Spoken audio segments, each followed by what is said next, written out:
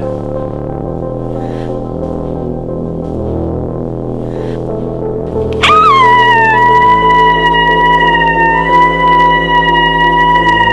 In a game of hostile hoarders, you and up to 4 of your, we'll call them frenemies, are vying to be the last survivor in the apocalypse.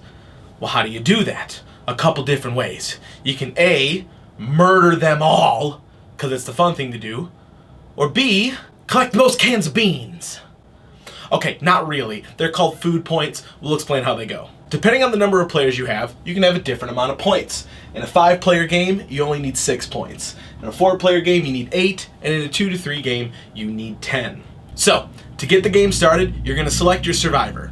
There's no actual difference in the 5 survivors that exist right now. They're just completely cosmetic, but some cards later on affect things. But as far as health or special abilities, those don't happen to exist in this game. You can pick between the chef, the plumber, the cop, the scientist, and the fisher. After that, you're going to separate into 2 decks. Your main draw deck, which will be your weapons, your instants, and your stink bombs. And then you have your ration deck, which are these green cards that all have different amount of points on them, depending on what they are. Now, unlike most games, you're actually going to shuffle those and keep them face up. Why would you keep them face up? It's a little bit of a strategic advantage if you know that someone's within 3 points of winning and, well, the rest of the table's probably going to attack that person to make sure that they don't get those 3 points and win. After drawing 10 cards from the main deck, you are going to take up to 4 weapon cards and put them face down in your, we'll call it battle area. When we get to combat in a little bit, if your weapon goes away and you have another one in your hand, you are immediately going to put another one there. You should always have 4 weapons in your row. Why does that matter? Well, if your last weapon is taken out and you lose in combat, you're out of the game and you're now worth 5 points to the last player. But we'll get to combat in a moment. Then, starting with the player who is most prepared for the apocalypse. Got your bug out bag ready? Got your machete? Got your health stuff? You got your pretzels? You got your beer? An animal? Don't eat your pets. In order, going clockwise from there, everyone will take up to 2 actions. Your 2 actions can either be to A, draw a card from the deck, or B, to battle someone. To battle, you take one of your face-down weapon cards and put it in front of an opponent's face-down weapon card. After you're both ready, flip your cards over. You'll see that the weapons have a red attack value and a blue defense value. If you've ever played a game ever, this is pretty self-explanatory. You want your number to beat the other number. If the attack beats the defense, the attacker wins. If the defense beats the attack, the defender wins. A couple different things happen depending on who wins. Thanks to this handy-dandy chart, which also happens to be on a nice player turn card, a couple different things happen. If the attacker wins, the attacker's weapon goes back to their bench in the same exact place.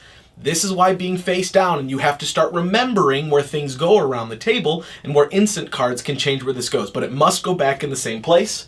The defender's card gets discarded and you take the top food on top of the food pile. If the defender wins, it gets a little bit interesting. They take the attacker's weapon and put it back into their hand for future use. They then take their defense card that won and puts it back in their battle row in the same exact position like we said before. But the defender does not get to draw a food card. As you can see, it's kind of a big deal that this stink bomb exists. If a stink bomb is flipped over, you win immediately. No matter what happens, a stink bomb 100% of the time always wins. But if you are the attacker and you're using your stink bomb, it still gets discarded. The stink bomb is a one-time use and always needs to go to the discard pile after that. Now, recall I said earlier that your class, your character really doesn't, have any immediate effect. But going forward, they will. On some of the cards, they will actually have a symbol of your particular character, as we saw a couple slides ago. If that card is the one that's picked and you are that character, you get the higher number of the attack and defense no matter what. So if you had a 2 attack and a 9 defense and you're the attacker, but it's your character, then you get that 9 attack. Very strategic to make sure that you keep your stuff. The other type of cards are instant cards. They're exactly what they say, they're instants. Now that means that you can play them on your opponent's turns, and some of them matter because they do different stuff.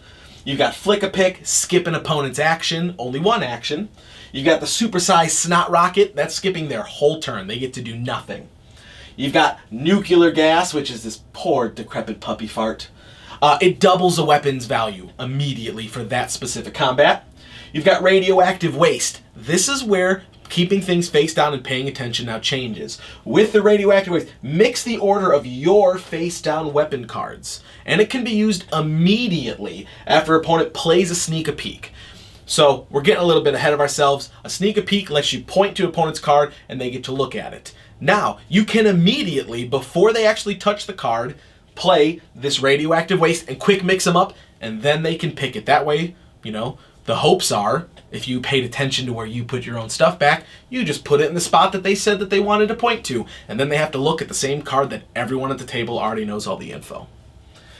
You've got Unleash. Weapon cards can be placed face down to replace an empty slot in your battle area.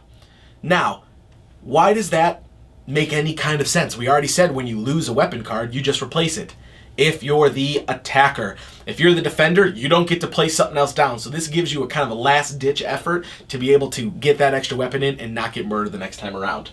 And then, scratch that. It's a cancel card. Whatever someone else plays, you say, nope, not doing it. And that's Hostile Hoarders.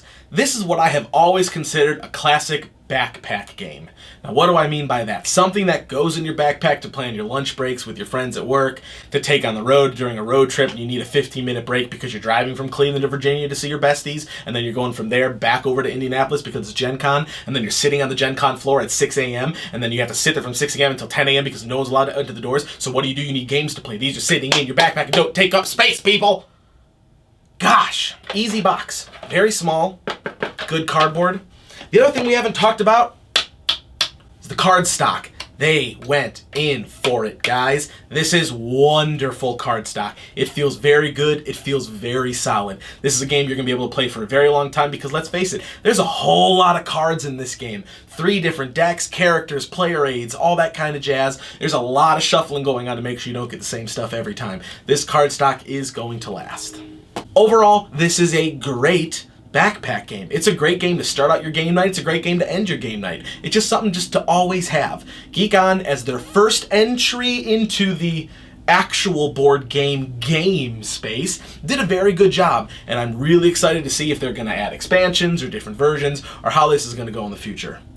But we must ask the age-old question. Will it fit? Yes, of course it's going to fit. We got GeekOn's Ultimate Board Game Backpack. You know, the thing that made us friends with them in the first place. Top. What a joke. Let's see how our side pocket does. Fits in the side pocket. Zips right up.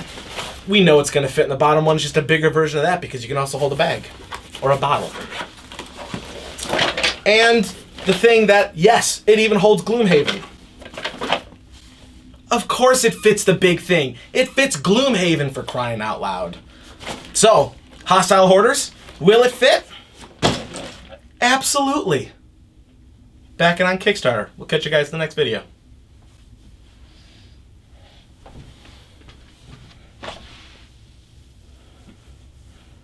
Thanks, GeekOn.